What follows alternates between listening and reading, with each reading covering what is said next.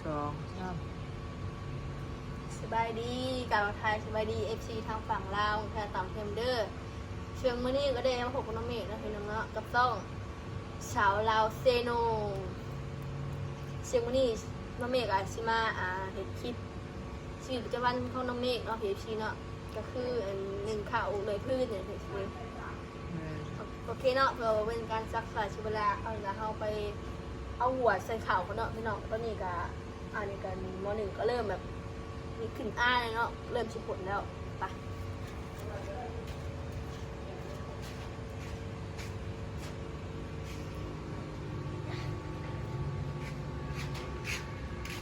เมฆก็ต้องเอาไปหวดน้ำก่อนเนาะ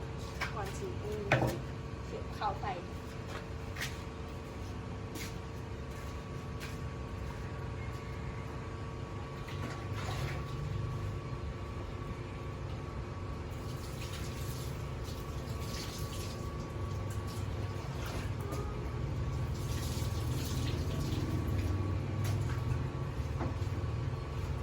ไปทำกระชีเอาข้าวใส่หัวเลยเข้าโอเคนะคะกระชีเอาข้าวใส่มวยเลยมื้อนี้ให้น้องเมฆ1 FC เบิ่งนะมื้อนี้เฮ็ดที่ทางวันบ่เห็นน้องเมฆเขาคลิปให้เมฆเขาคลิปนำเนาะวันนี้ก็เลยมาเฮ็ดคลิปของ PFC เลยPFC เป็นเพื่อนฮู้กันแล้วเข้าใจเนาะ PFC เนาะให้น้องเมฆ1ข้าวซอยแม่เฒ่านี่มาแต่โรงเรียนกันเนาะเพราะว่าแม่เฒ่าก็เฮ็ดหลายเวียกยังลอกมันเตรียมสิ1ซาบูพาเนาะพี่น้องอยากอยู่เทิงเลย PFC แม่น้ำอาบก็ได้ต้มแล้วก็ยัง1มันแล้วก็ยังจะหุงข้าวอีกเห็นให้น้องบุพาเนาะ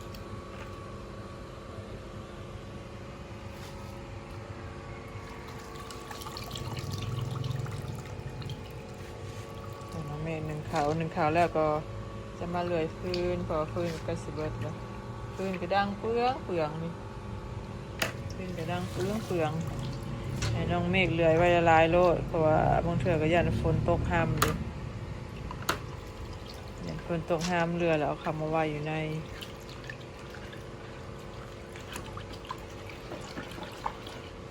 เพราะยันฝนตกห้ามข่าวพายุกับพี่น้องถือว่าฮอวันที่20ผมบอกกะอัน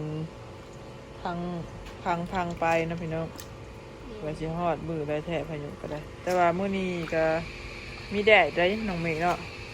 แม่นี่แดดอยู่ตอนเช้าๆก็ฝนตกอยู่ได้แม่ซักเครื่องให้น้องบุฟ้าก็จนว่า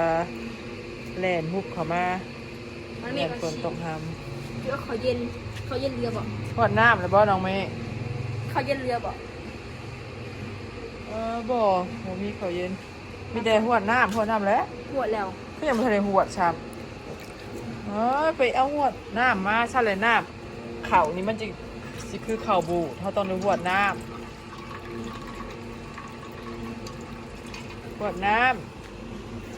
ราะว่ามันจะเป็นกลิ่นชมนะขันบัวหัวมันจะเป็นคือเข่าบูดกินกับพิษกระเพาะเสียบได้มาตั้งที่ก่อนเนาะมันนักตั้งไว้หันก็ได้หัวหล่น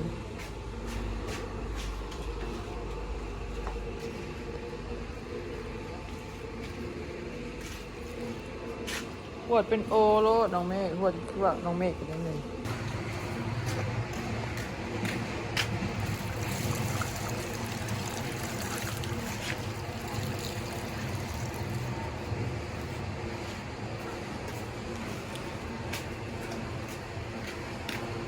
อันนี้จะเอาไปข้างเลยเนาะ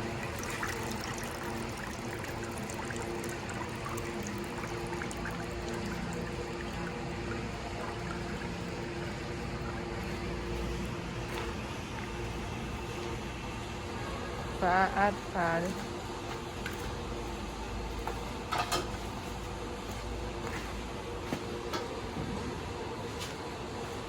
บ้านเราเนี่ยก็ชิมันเหลือพื้นอ่ะ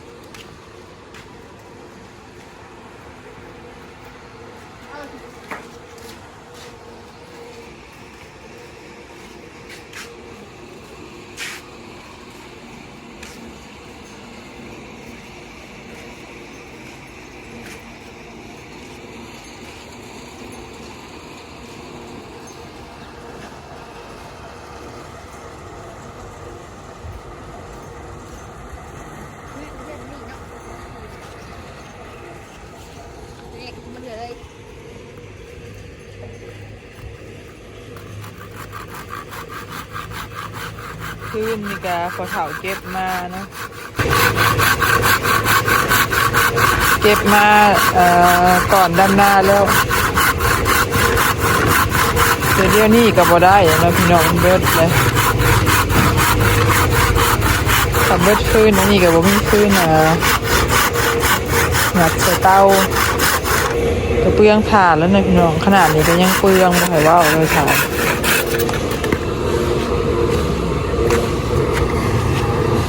อันนี้ก็ชิฮาบะเสร็จ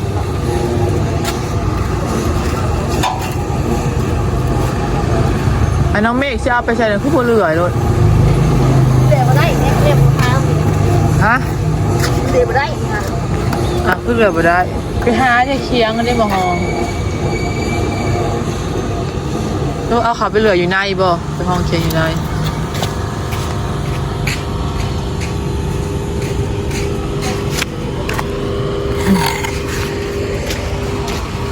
ที่ขอหน้ามาเลยเฮ้ยแพงมันสะท้อนแสงตะเวนสะท้อนลังสังกะสี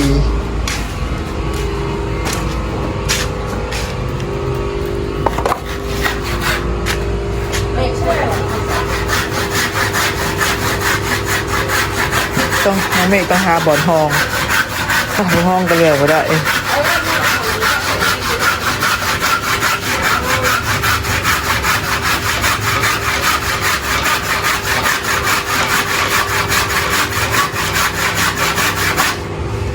เหนื่อยจริงๆนะเส้นแห้งลายเลยจริงต้องแบบแง่งฉันมันบาด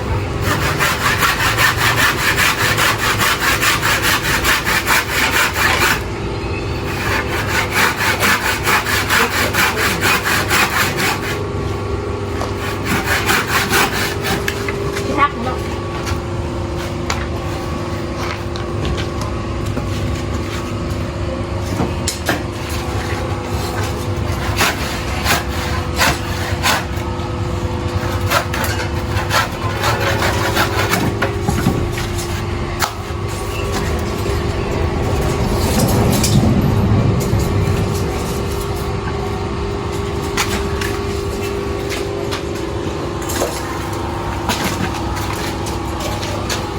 อันที่สองเชียร์เหมือนใช้ได้เลยเนาะ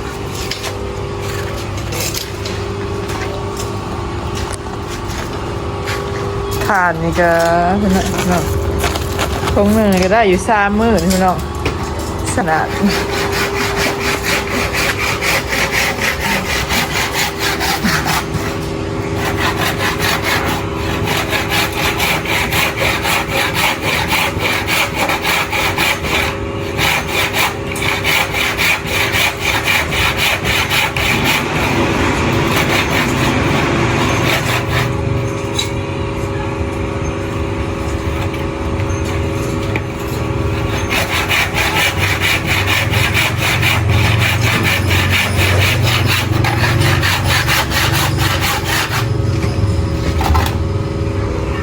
เหนื่อยแล้ว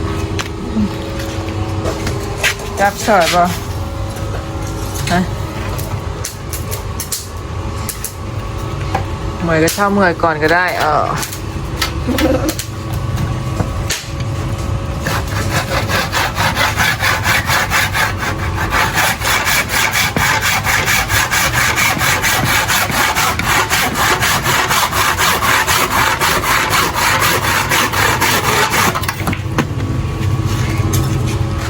้วสมัยก่อนก็ได้เศษไม้ที่เขาถิ่มเลยน้องพี่น้องก็ถ้าเอาเก็บมาไหวพอได้อ่อยไผ่พออันตื่มกับฐานน้องพี่น้องถ้าเขาหยัดพื้นเขาน้ำก็จะบ่เปลืองฐานปะใดถ้าเขาต้มถ้าเขาหนึ่งม่านบ่อเขาก็จะหยัดพื้นใส่น้ำน้องพี่น้อง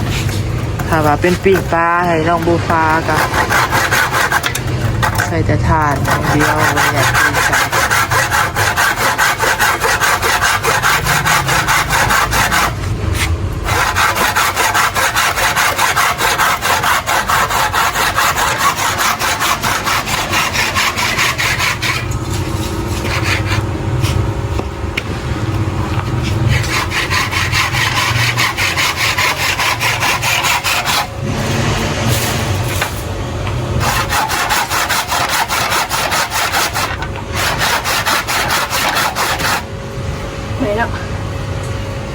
ซอสก่อนนะ ถึง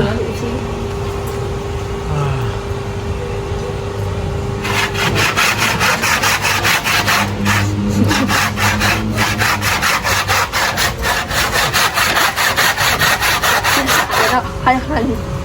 เวลาขี้ขาดเขาต้องเที่ยวคอยพันเขาเหนื่อยเนาะถ้าเหนื่อยแห้งก็ชี้ทางนะพี่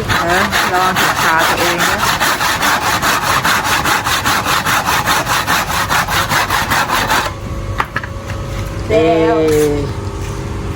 แล้วผักก่อนก็ได้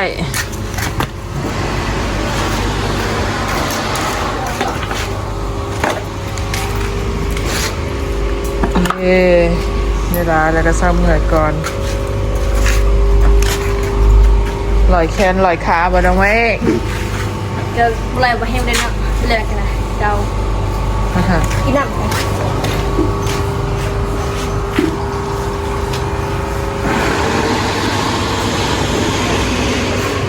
ใส่แห้งแล้วเหมือนหิวน้ำจะกินน้ำเป็นยังต่อน้องเมฆวันนี้หนึ่งข่าวแล้วก็ขาสวยเขาเนาะที่ไหนจังเลยอีกเนาะน้องเมฆ พี่เต้ก่อนคลิปนี้กันว่าเลยมีเรื่องว่าพี่เนาะเข่าน้ำเมฆกับชีถ่าชุกเนาะน้ำเมฆนั่งชีช่วยพี่เนาะพื้นน้ำเมฆกับชีเหลือประมาณเลยเนาะพี่เนาะอื่นกับที่เลยใหม่เนาะเมฆกับเหนื่อยแล้ววันนี้กันเบิดแห้งมันพี่เนาะมันก็ได้เติบเนาะผมอายุประมาณ2 มื้อพี่